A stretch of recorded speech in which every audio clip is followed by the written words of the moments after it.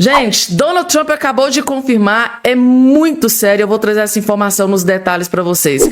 Outra notícia urgentíssima, gente, tá? OAB e o ministro do STF, André Mendonça, agora partiram para cima do ministro Alexandre de Moraes e do Dias Toffoli, gente, tá? Sim, notícia terrível em dobro para Alexandre de Moraes, porque além do André Mendonça, a OAB, os dois, partiram para cima do ministro Alexandre de Moraes e do Dias Toffoli. É a bomba que acabou de explodir em Brasília, agora também neste exato momento. E o Lula, gente, tá em completo desespero.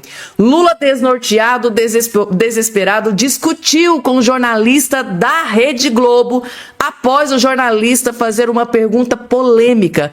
O Lula entrou em desespero quando o jornalista fez uma pergunta polêmica, que na verdade foi uma armadilha. Gente, a Globo definitivamente abandonou o Lula, ou o Lula esqueceu do Pix.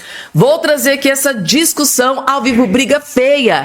Lula discutiu, brigou com o jornalista da Globo após ele fazer uma pergunta que o Lula não gostou. E é claro que eu vou trazer esse vídeo nos mínimos detalhes também para todos vocês. E o Lula, gente, tá? Lula da Silva acabou de citar o ditador da Venezuela, Nicolás Maduro, e essa citação foi um verdadeiro tiro no pé que foi feito pelo Lula aqui agora neste exato momento. Claro que eu vim correndo trazer essa notícia também completíssima para todos vocês. E escândalo, gente, tá? Mais um escândalo dentro do governo Lula acabou de explodir e essa notícia gerou desespero no PT, no Lula e na esquerda, afinal de contas, né? Escândalo dentro do governo Lula vazando na imprensa em ano eleitoral. Vocês têm noção do quanto o Lula está desesperado? E o escândalo é gigante, é escândalo cabeludo.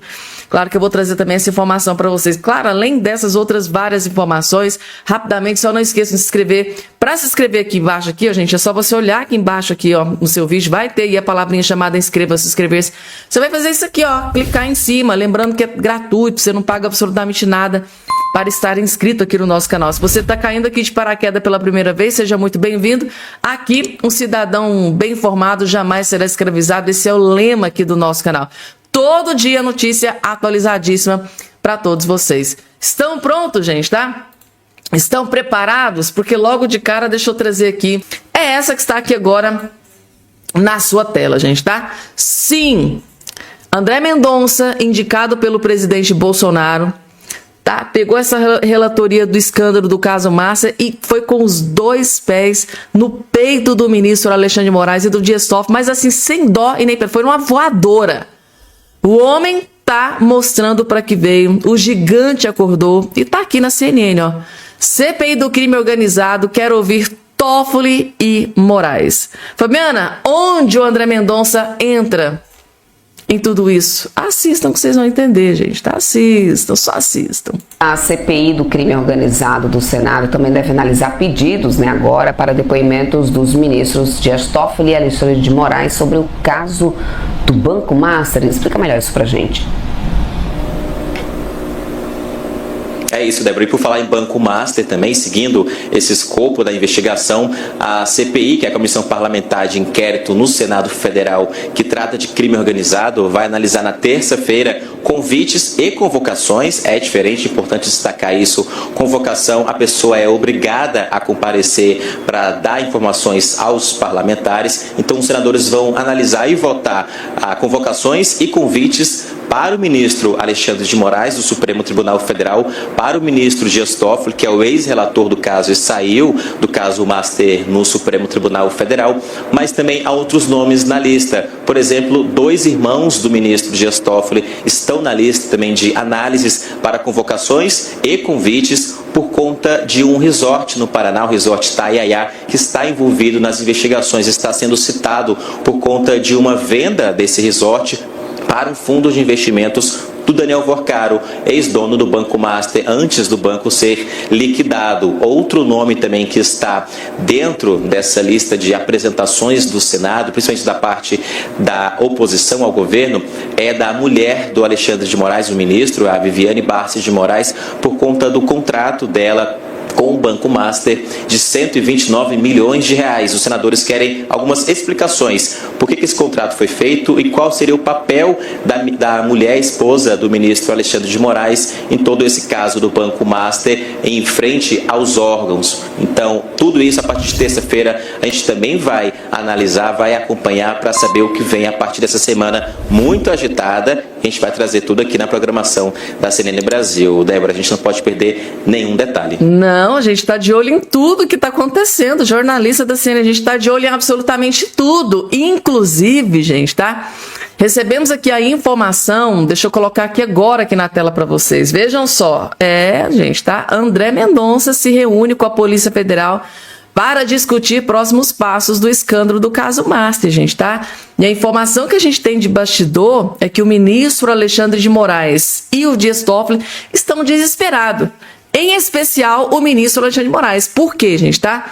Segundo informações ali de bastidores, a Polícia Federal está enviando ao STF um relatório onde o nome do ministro Alexandre de Moraes está sendo citado na questão daqueles dados, né, do que foi capturado no celular do Daniel Vorcado. Então, segundo a Polícia Federal, o nome de Alexandre de Moraes, além do Dias Toffoli, o nome do Alexandre de Moraes também foi citado em conversas que foram encontradas extraídas dentro do celular do Daniel Vorcado, gente. Então, tá aqui a notícia que acabou de ser confirmada. O ministro André Mendonça do STF vai receber investigadores da Polícia Federal nesta segunda-feira para tratar dos desdobramentos do caso Master.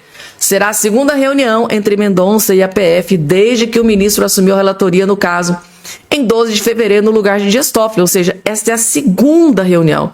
O ministro André Mendonça, ele tá, gente, com sangue nos olhos, gente, para resolver e elucidar todos esses crimes envolvendo o escândalo Master. E Alexandre de Moraes e Dias Toffoli, gente, foi citado segundo a Polícia Federal. Relatório, vocês se lembram.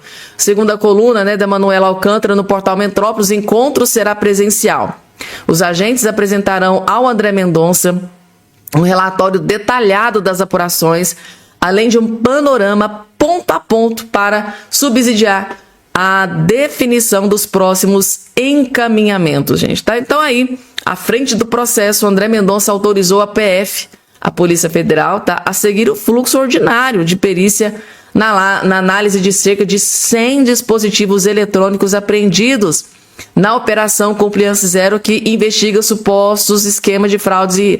Gente, é mais de 100 dispositivos eletrônicos, entre, né, celulares, tablets, computadores, um monte de coisa, gente, tá? E tudo isso estava bem guardadinho, né, lá, sobre a proteção do Dias Toffoli. Mas aí, quando o Dias Toffoli foi expulso da relatoria e o André Mendonça pegou o caso, ele foi lá, pegou tudo que estava bem protegido pelo Dias Toffoli, mandou de volta para a Polícia Federal e mandou eles analisarem e fazer um pente fino em tudo.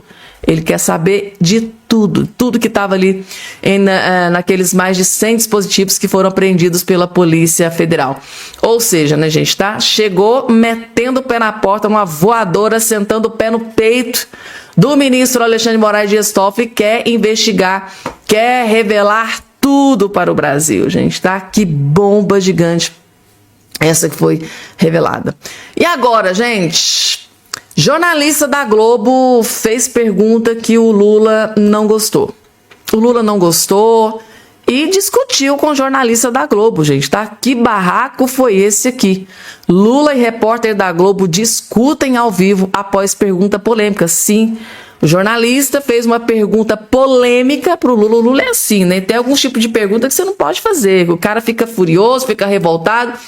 Ele simplesmente foi exposto. Jornalista da... Gente, a Globo definitivamente parece que largou a mão do Lula, né? Vocês estão captando essa visão? Ou o Lula esqueceu o Pix, ou a Globo realmente abandonou o barco do Lula? Que pra mim não tem outra explicação. Vou trazer aqui agora, vou colocar o vídeo agora na tela pra vocês. Jornalista enfrentou, peitou o Lula, fez pergunta polêmica. O Lula não gostou, porque ele sentiu que ali tinha uma armadilha na pergunta, tá? E ele ficou furioso. Vejam só o Lula revoltado discutindo com um jornalista da Globo. Gente, quem diria que um dia a gente ia ver uma cena como essa aqui? Vamos agora para o Thiago Eitz, da TV Globo. Bom dia, presidente. Eu queria esclarecer uma declaração que o senhor deu agora há pouco. O presidente americano tem entre suas políticas, talvez a política mais polêmica internamente hoje é a de caça a imigrantes. Imigrantes que não têm uma documentação, imigrantes que têm documentação, visto temporário. Isso é um problema e uma polêmica nos Estados Unidos, já resultou até em morte. O presidente Trump considera todos esses imigrantes criminosos. O senhor disse agora há pouco que na conversa com o presidente Trump pode acertar de receber criminosos para o Brasil ou quem cometeu o crime por lá. Não, você não ouviu isso aqui. Não, o senhor disse que você não ouviu isso bateu, aqui. Não exatamente dessa. Bom, o senhor disse. Não, o senhor disse. Vamos conversar com. Se eu aceito que você faça a pergunta do jeito que você está fazendo, dá a impressão que eu falei isso, eu não falei isso. Eu ia só terminar, porque para o presidente Trump eles são criminosos. O senhor falou de receber, por exemplo, criminosos de combustíveis. O senhor usou que já cometeram crimes. Não. Nós queremos é prendê-los. Eu não quero recebê-los, eu quero prendê-los. Ok. Era por isso que uma declaração. Nós bloqueamos 250 milhões de litros de gasolinas em 5 navios, entregamos para a Petrobras. Essa pessoa mora em Miami. Nós mandamos para o presidente Trump a fotografia da casa dele, o nome dele. E nós queremos essa pessoa no Brasil. É para combater o crime organizado, então nos entregue os nossos bandidos. É isso. Não, se foi isso que o senhor disse. Então, a palavra receber é prender. Prender. Então, era essa a questão que eu queria esclarecer, do jeito que o senhor falou. Vamos agora para o Thiago Eitz. Ai, gente, eu acho pouco, gente, tá? Jornalistas, né? Jornalista da Globo, gente, expondo o Lula. E o Lula visivelmente ficou bastante alterado, né? Calma, que não foi assim que eu quis dizer. O Lula é sempre assim, né? Se eu aceito a pergunta que você está me fazendo dessa forma, eu estou endossando o que eu disse, mas eu não disse isso que eu disse. Que vergonha, gente, que humilhação pro Lula, né? Jornalista peitou e confrontou o Lula. Disse. Não disse. Gente, tá, o trem tá feio pro Lula. O trem tá feio pro Lula e principalmente para o ministro Alexandre de Moraes, gente, tá? OAB foi pra cima do ministro Alexandre de Moraes e do Dias Toffoli. Gente, quem diria que um dia a gente iria ver a OAB partindo pra cima do Moraes e do Toffoli, gente, tá? O que será que aconteceu pra OAB? Antes tarde do que nunca, né? OAB acorda pra vida e tá indo pra cima, gente, tá? Vejam só a notícia aqui, ó. OAB pede a Fachin encerramento do inquérito das fake news de Toffoli e Moraes. Falou bem aqui a matéria da Gazeta do Povo, porque esse inquérito é do Toffoli e do Moraes, né? Que eles estão utilizando aí pra perseguir, né?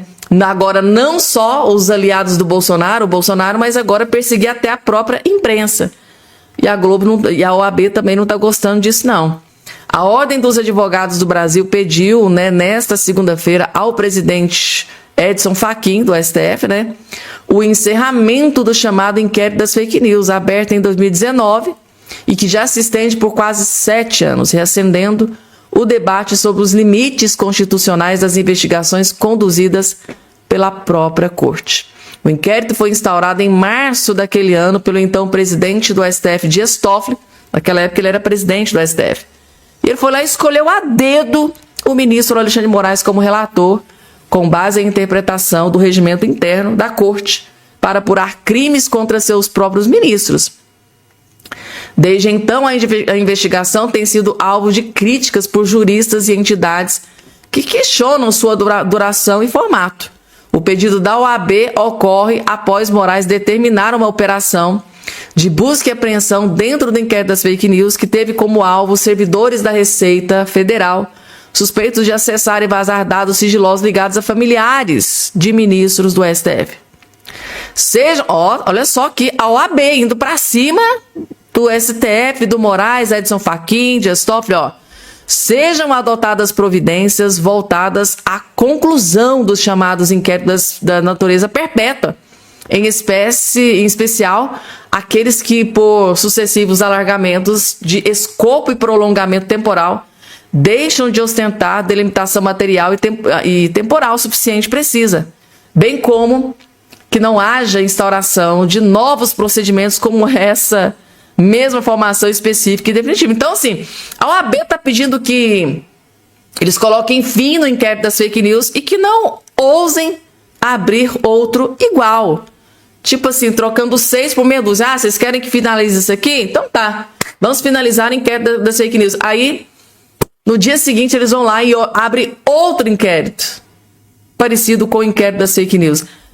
Gente, a OAB fazendo o que deveria ter feito há muito tempo, né? Cobrar posicionamento do STF sobre essa questão da fake news.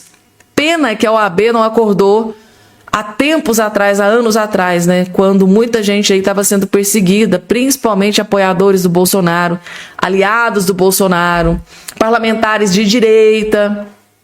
Agora que chegou na imprensa que a OAB começou a acordar.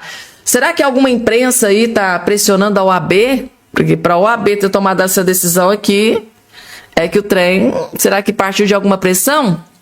Coloca aqui embaixo a opinião de vocês, gente. Será que alguém está pressionando a OAB para ela ter soltado essa nota aqui pedindo o fim do inquérito das fake news? Gente, vamos lá, né? Bomba, bomba, bomba, né? Missão dada, missão cumprida. Gente, não tem outra frase que define melhor o Mauro Cid, que é essa, missão dada, missão cumprida, né?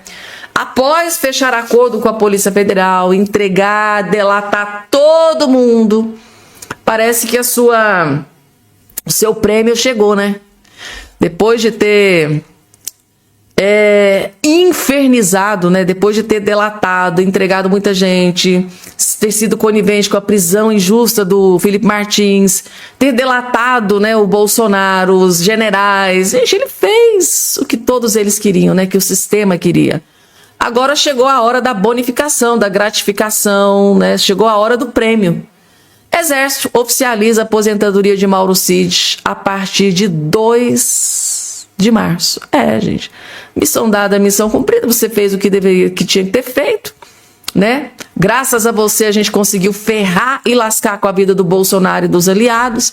Agora, gente, é só uma opinião, tá? É só uma humilde opinião. O Exército, então, oficializou nessa semana a aposentadoria do tenente-coronel Mauro Cid, ex-ajudante de ordens de Jair Bolsonaro, o principal delator do chamado inquérito do golpe. Em portaria assinada na quarta-feira, a qual a coluna teve acesso, o Exército transferiu o Cid para a reserva remunerada a partir de 2 de março, com o salário ao qual ele fazia jus. Novinho, já aposentado, que presentão, hein, gente?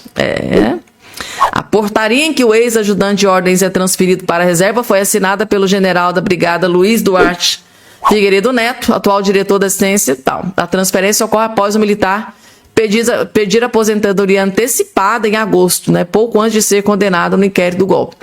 O pedido foi aceito em janeiro pelo comandante do Exército. A aposentadoria de Mauro Cid, tá? Cid se aposentou aos 46 anos de idade, após 30 anos de serviços prestados à força.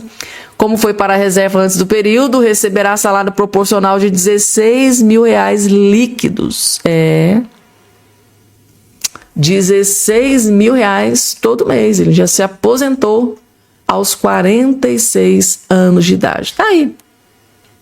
Missão dada, missão cumprida, né? O traíra do Bolsonaro acabou de se aposentar com um salário de R$16 mil, gente, tá? Vamos lá para a próxima informação. Essa aqui não é notícia muito boa para o Lula, não, né? Novo aciona a STF contra farra dos sigilos. Claro que o Novo tem, gente. Os parlamentares da oposição fazendo o seu belíssimo trabalho, indo para cima do Lula e da Janja. Porque, assim, o Brasil não aguenta pagar o Lula e a Janja dando tanta despesa pro povo brasileiro. Vocês acabaram de ver que a diária deles lá em Seul, quase R$10 mil. O Lula acabou de gastar 1,2 bilhão de reais só com cartão corporativo. E tudo isso foi colocado em sigilo. Por quê? Que o povo brasileiro não pode saber o que o Lula ou a Janja gasta do nosso dinheiro. Afinal de contas, eles não são nossos funcionários. Por que a gente pode saber do que eles estão fazendo com o nosso dinheiro? E o Novo foi para cima. O Partido Novo, que é o partido do senador Eduardo Girão, do Marcel Van Hatten, acionou o STF nessa sexta-feira, 20, para contestar o que classifica como imposição excessiva de sigilos e documentos e informações públicas por parte da União estados e municípios. Na arguição de descumprimento de preceito fundamental apresentada à Corte, a legenda sustenta que o sigilo, que pela Constituição deve ser medida excepcional, passou a ser usado como regra administrativa em situação que deveriam ser públicas. Segundo o partido, há um problema estrutural no regime de transparência no país, com violação ao direito fundamental de acesso à informação. O Novo questiona a secretaria, questiona a decretação de sigilo de 100 anos sobre diferentes conjuntos de informação, né? Entre os exemplos citados estão as imagens do 8 de janeiro, a lista de visitas recebidas pelo Lula, as viagens de ministros do Supremo em aeronaves da Força Aérea Brasileira. Também entram na ação dados relacionados ao gasto em cartão corporativo do presidente e da primeira-dama. É sobre aquela questão que o Dr. Jeff Schickini comentou no início do vídeo. O Lula torra mais de R$1 bilhão no cartão corporativo. Sigilo para quê? Por que o povo não pode saber com que, onde, com quem o Lula e a Janja está gastando tanto dinheiro? Não é dinheiro nosso? Então, no mínimo, a gente tem que ter o direito de saber por que esse dinheiro foi gasto, onde foi gasto, por quê, com quem mais. Porque é muito dinheiro, gente, tá? Diga-se de passagem, R$1 bilhão e 200 milhões de reais é muito dinheiro, 1,2 bilhão quantas casas não daria para construir para famílias carentes? Quantos leitos de UTI daria para comprar? Tem município que nem tem UTI, gente. Quantos remédios daria para comprar para as farmácias populares? Está faltando remédio. Mas tudo é questão de prioridade, né? Prioridade para o Lula é torrar e gastar o dinheiro como se não houvesse amanhã. Daqui a pouco, gente, tá? Morte nos Estados Unidos acabou de ser confirmada diretamente pelo governo Donald Trump, gente, tá? Essa notícia chocou o mundo inteiro. Vou trazer daqui a pouco essa notícia para vocês, porque antes eu vou trazer aqui uma informação para vocês, gente, tá? Agora o Lula tá se pronunciando, né, citando o ditador Nicolás Maduro. Vocês podem ter certeza que daqui 2, 3 meses o Lula vai fingir que nem conhece o Maduro, tá? Isso aconteceu no último pleito eleitoral, inclusive não podia nem mencionar Lula e Maduro, que as notícias eram derrubadas, né, da internet. Então, por enquanto, o Lula ainda está citando aqui o Maduro, mas daqui a pouco, na hora que chegar perto da eleição, o Lula nem conhece o Maduro. O Lula, não, nunca nem viu. Prestem atenção. Lula critica a prisão de Maduro pelos Estados Unidos e pede para a justiça da Venezuela julgar ditador. Mais uma vez, o Lula enfrenta e confronta o governo americano, Donald Trump, para proteger o Nicolás Maduro. É Lula comprando briga com cachorro grande. Tá aqui, ó. O presidente Lula voltou a classificar como inaceitável a captura e prisão do ditador Nicolás Maduro pelos Estados Unidos e afirmou que não há justificativa plausível para a operação. Em entrevista na última sexta-feira à emissora India Today, Lula defendeu que o caso Maduro tenha a responder na justiça, o julgamento deveria ocorrer em seu próprio país e não no exterior, criticando a interferência de uma nação sobre a outra. Gente, será que o Lula não sabe que a justiça na Venezuela é comandada e capitaneada pelo próprio Maduro? Como que a justiça da Venezuela vai julgar aquele cara que manda na justiça da Venezuela? Gente, será que o Lula bateu a cabeça? Eu acho que a idade do Lula não está ajudando muito, não. Então o Lula quer que o Maduro seja julgado lá naquela justiça fajuta, cooptada e corrompida da Venezuela. Onde que o Lula está com a cabeça, meu Deus do céu? Será que o Lula acha meio que vai convencer o Trump dessa ladainha? Aqui. A declaração do presidente brasileiro ocorre em meio à visita oficial dele na Índia, aconteceu na última sexta-feira. E aí, gente, vocês acham que corre algum risco do Donald Trump ouvir aqui o Maduro, ele deve estar se borrando, ouvir aqui o Lula, né? Trump se borrando de medo do Lula e devolve o Maduro para ser julgado na justiça da Venezuela. Aquela justiça que colocou de forma fraudulenta o Maduro na presidência da Venezuela. Só o Lula, gente. Eu acho que o Lula, não tá muito bem da cabeça, não. Só uma humilde opinião.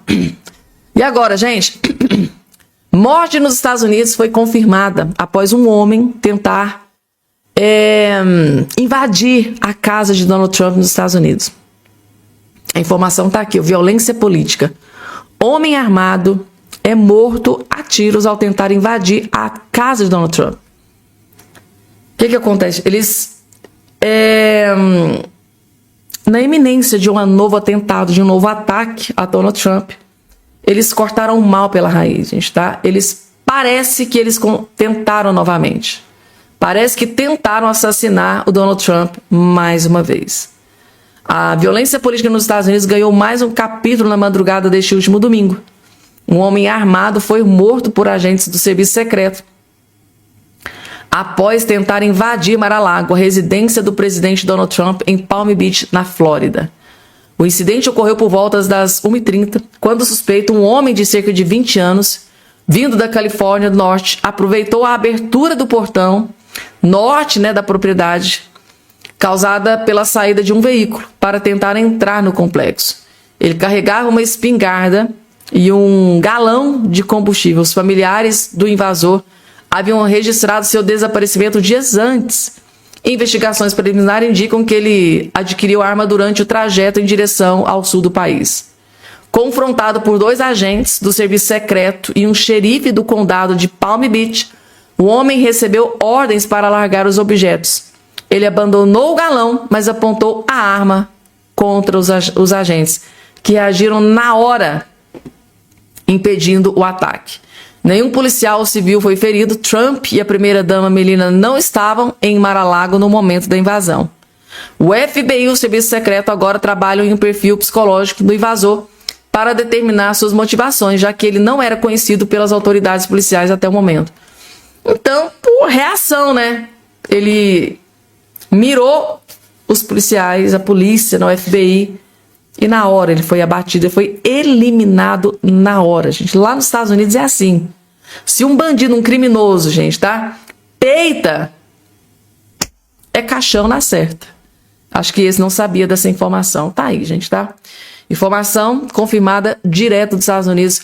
Morreu nos Estados Unidos um homem que pode ter tentado assassinar o presidente dos Estados Unidos, Donald Trump. Tá aqui, informação também saiu aqui no G1 também. Serviço Secreto dos Estados Unidos mata homem que tentou entrar em Mar-a-Lago Resort de Trump. Última atualização.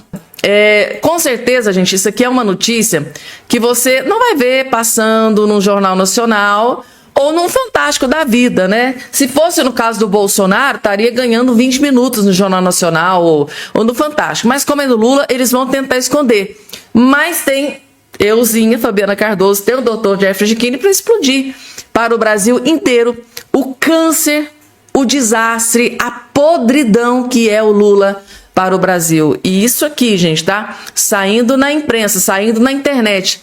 Em ano eleitoral, o Lula deve estar desesperado. Vejam só. Gente, infelizmente acabou o Bolsonaro. Nem eu agora consigo defendê-lo.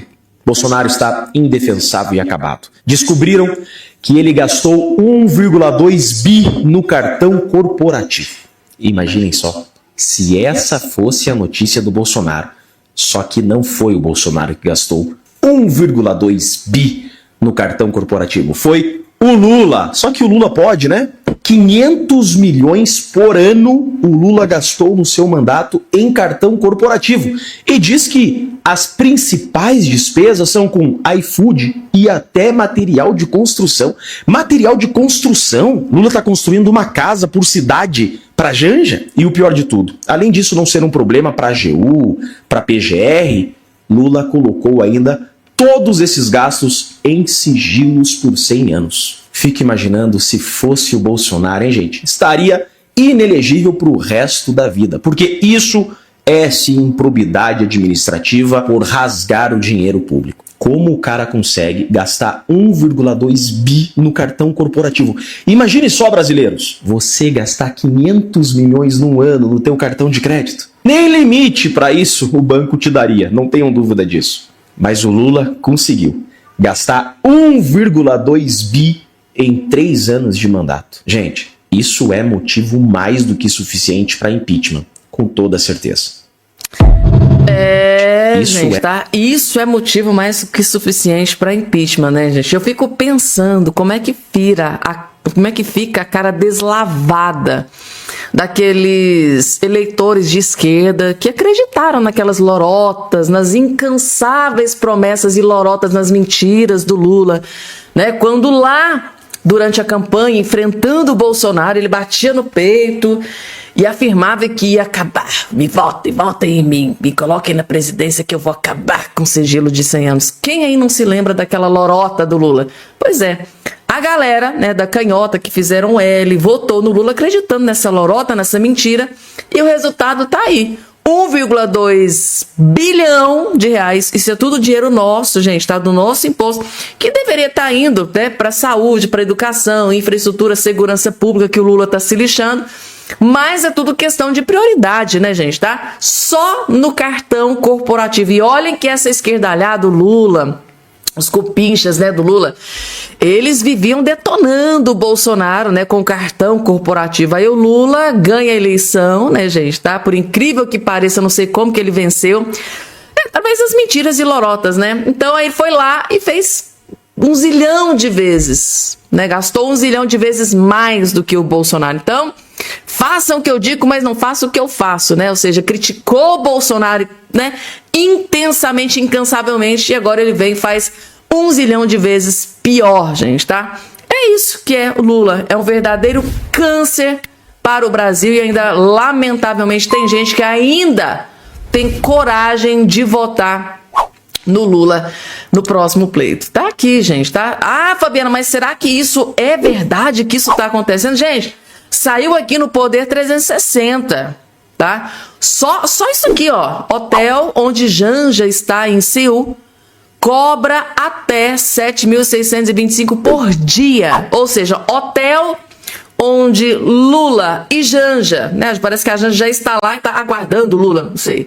Só a diária, gente, tá? Diária é quase 10 mil reais e tudo isso. Isso aqui é o que eu chamo de um verdadeiro tapa na cara da sociedade.